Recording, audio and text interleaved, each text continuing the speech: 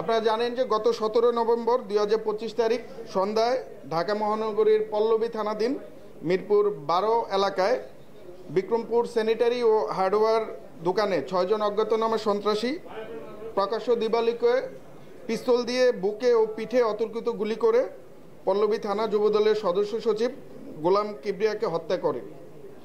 উক্ত স্থান হতে পালানোর সময় স্থানীয় জনতার উপর অস্ত্রধারী সন্ত্রাসীরা গুলি করে এবং এতে একজন রিকশাওয়ালা গুলিবিদ্ধ হয়ে গুরুতর জখম হয়।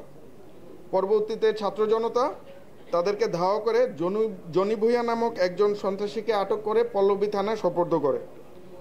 উক্ত বিষয়ে ভিকটিমের পরিবার পল্লবী থানায় একটি হত্যা মামলা দায়ের করে। উক্ত ঘটনাটি এলাকায় ব্যাপক চাঞ্চল্য সৃষ্টি করে এবং বিভিন্ন প্রিন্ট ও ইলেকট্রনিক মিডিয়া সহ বিভিন্ন সামাজিক যোগাযোগ মাধ্যমে ব্যাপকভাবে প্রচারিত হয়। ঘটনার পরপরই র্যাব 4-এর আবেদনিক দল ঘটনাস্থল পরিদর্শন করে এবং সেখান থেকে সিসিটিভি ফুটেজ এবং আনুষঙ্গিক তথ্যাদি বিশ্লেষণ করে ঘটনার রহস্য উদ্ঘাটন এবং জড়িত আসামিদেরকে আইনের আওতায় আনার জন্য ছায়া তদন্ত শুরু করে।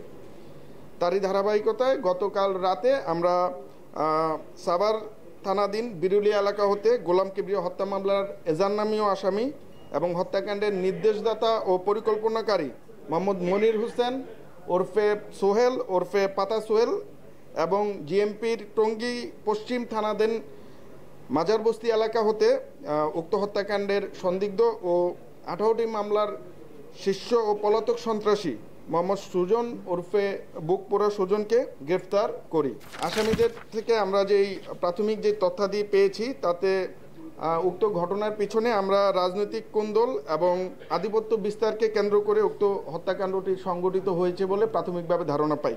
এছাড়াও তারা জানায় যে উক্ত হত্যাকাণ্ডটি সংগঠিত করার পিছনে একটি সুপরিকল্পিত পরিকল্পনা কাজ করে যাতে একটি মোটা অঙ্কের অর্থ লেনদেন হয়। উক্ত আসামিগণ পেশাদার হত্যাকারী এবং তাদের বিরুদ্ধে বিভিন্ন থানায় একাধিক মামলা রয়েছে। উল্লেখ্য যে উক্ত হত্যাকাণ্ডের এজান নামীয় আসামি মোহাম্মদ মনির হোসেন ওরফে পাতা সোহেলের নামে একাধিক হত্যা, ডাকাতি, মাদক সহ পল্লবী থানায় মোট 8টি মামলা রয়েছে। হত্যাকাণ্ডের সাথে সন্দিগ্ধ অপর আসামি বাসানটেক থানাধীন এলাকার শীর্ষ সন্ত্রাসী এবং 18টি মামলা ও একাধিক ওয়ারেন্টভুক্ত সুজন ওরফে বুকপোড়া সুজন, তার বিরুদ্ধে ডাকাতি, খুনসহ ডাকাতি, হত্যা, মাদক, অস্ত্র ও বিস্ফোরক মামলা সহ বেশ কয়েকটি ওয়ারেন্ট রয়েছে।